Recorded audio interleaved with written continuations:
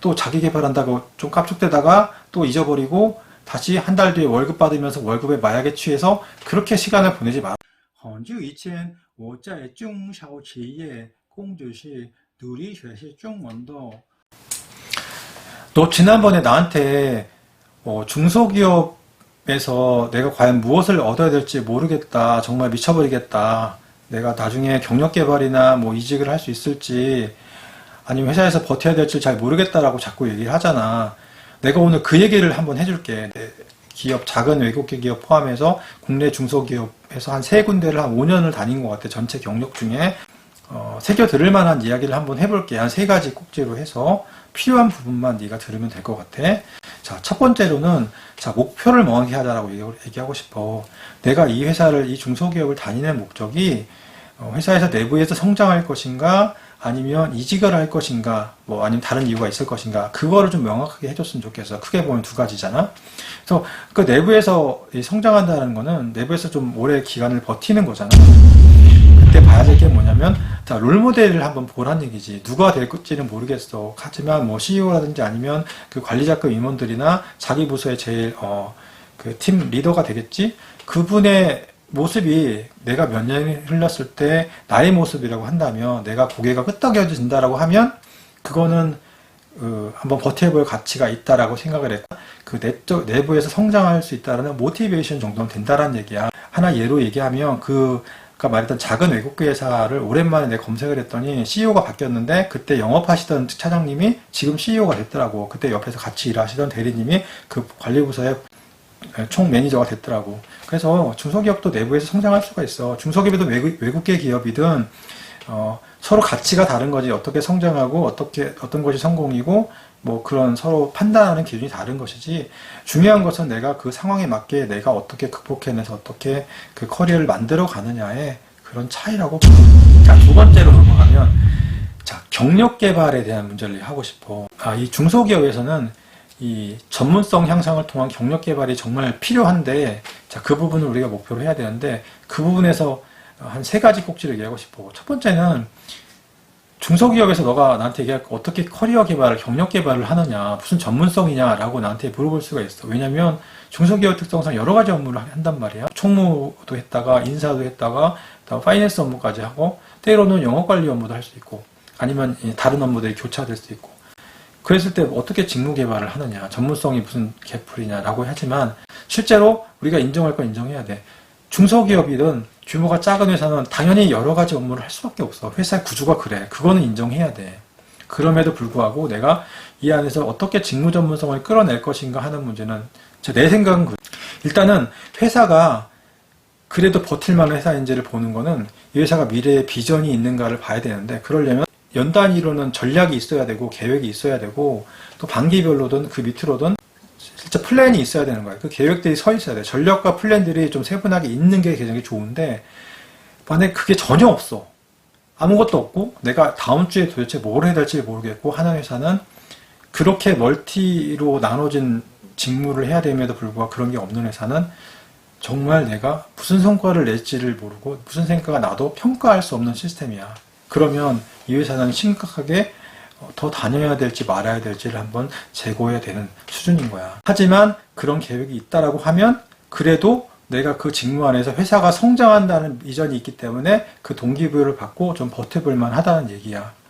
자, 더 좋은 거는 뭐냐면, 이 여러 가지 업무를 하게 됐을 때도 그 직무 간의 연관성이 좀 있다라고 하면 그건 되게 좋은 케이스야. 바로 내 얘기를 한번 해볼게. 내가 그 작은 회사를 다녔을 때, 외국계 기업이지만 수출입 물류 전체를 담당을 했단 말이야. 회사가 작으니까 다 담당했지. 근데 그것만 한 게 아니라 파이낸스 마감 업무의 일부를 했고, 그다음 오더 관리의 업무도 일부를 했고, 또 창고 관리 업무까지, 창고 관리에서 뭐 지게차 운전까지 했단 말이야. 그런데 그 업무들은 사실 했고 불만이 많았지만, 이 수출입 물류의 앞단과 뒷단에서 연결된다는 관점에서 그냥 이해를 하게 되면 통으로 나는 이게 내 직무구나, 내 경력에 도움이 되지 않는 업무는 아니었구나 라는 그런 생각을 가지고 끌어올 수가 있는 거야. 하나로 묶어서.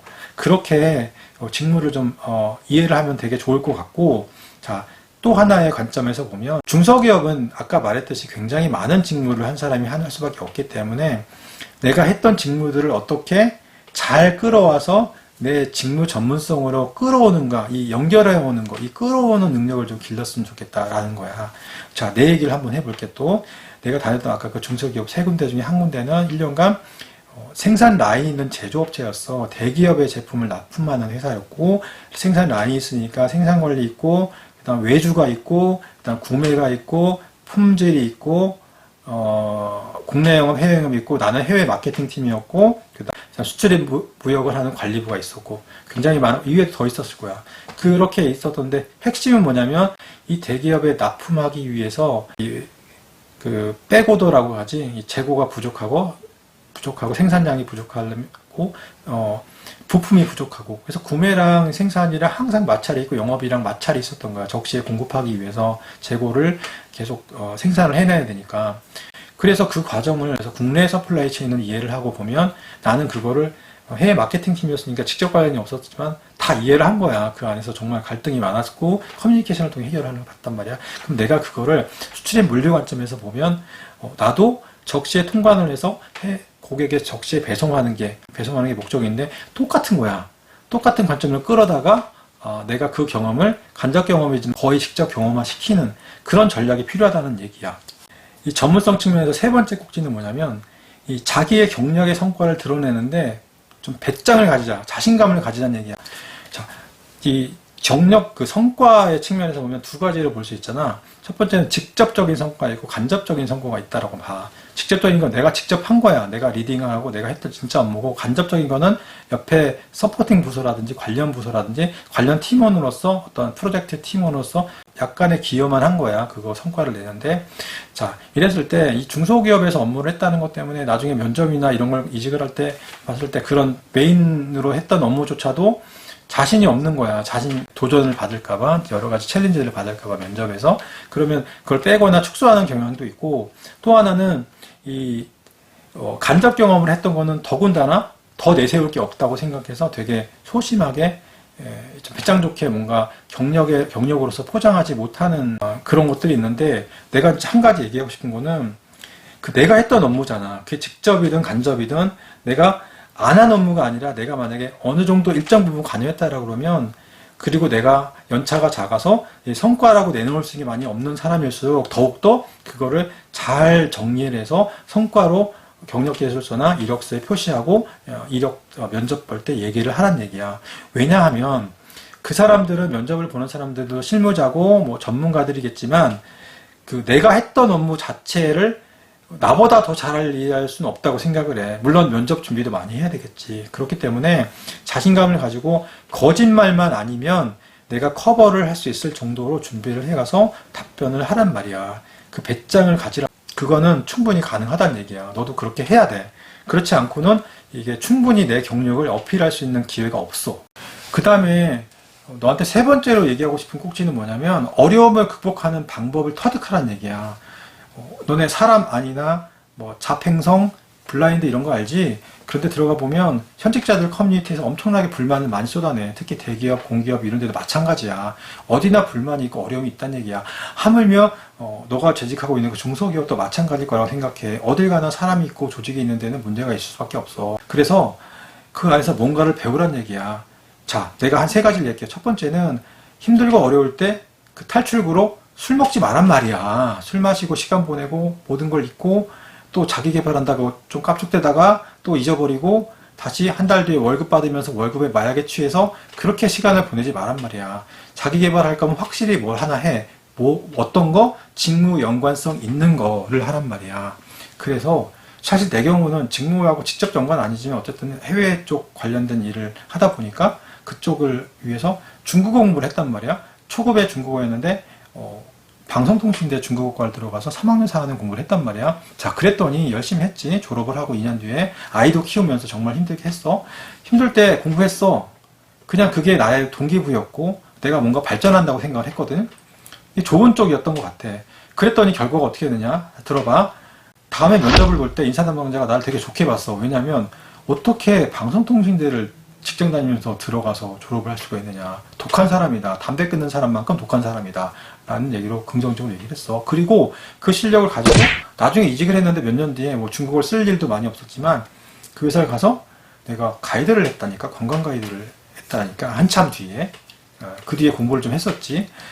그 다음에 나중에 그 다음 회사 그 다음 회사 이직할 때 뭐 해외 그 싱가포르의 어떤 주재원으로 경력 이직에 대한 커뮤니케이션 할 때 해외에서 연락을 해도 한 통하고 영어 인터뷰하고 중국어 인터뷰를 했다니까. 그 정도로 이게 자본주의 사회에서 내가 100을 투자하면 100이 안 와. 그렇지만 10이나 20은 온다니까. 그 10이나 20도 안 하는 애들이 너무 많아. 내가 그 얘기를 하는 거야. 그리고 그 다음 회사에서도 나는 해운물류 대학원에 들어가서 석사학위를 땄어. 내 업무와 관련 있다고 생각해서. 그때도 굉장히 어려웠거든. 자, 어려울 때 자기 개발해서 투자를 좀 하란 얘기야. 그냥 하는 동 마는 동 하지 말고. 두 번째 포인트는 이 회사 그 안에서 말했듯이 여러 가지 관계라든지 업무상의 어려움들이 있어. 특히 내가 겪었던 그 중소기업에서는 어떤 게 있었냐면 그 관리부서와 그 영업부서의 약간의 갈등 같은 게 있었어. 갈등이라고 표현하기 어렵지만 약간의 텐션이 있었어. 그게 왜 그러냐면, 자, 영업은 기본적으로 우리가 뭔가를 자꾸 돈을 벌어오는데 니네 그 서포팅 부서라고 그러지. 그 부서들이 왜 이렇게 좀 더 적극적으로 서포팅을 해주지 않느냐라고 불만이 있었고, 관리부서는 너네가 소위 말하는 너네가 싼 돈 우리가 다 치우잖아. 그리고 좀 규정을 지켜서 해야지 왜 자꾸 과도한 요구를 하느냐 이런 거였어. 그때 내 생각은 뭐였냐면 그게 하도 많았기 때문에 자, 그래 좋다.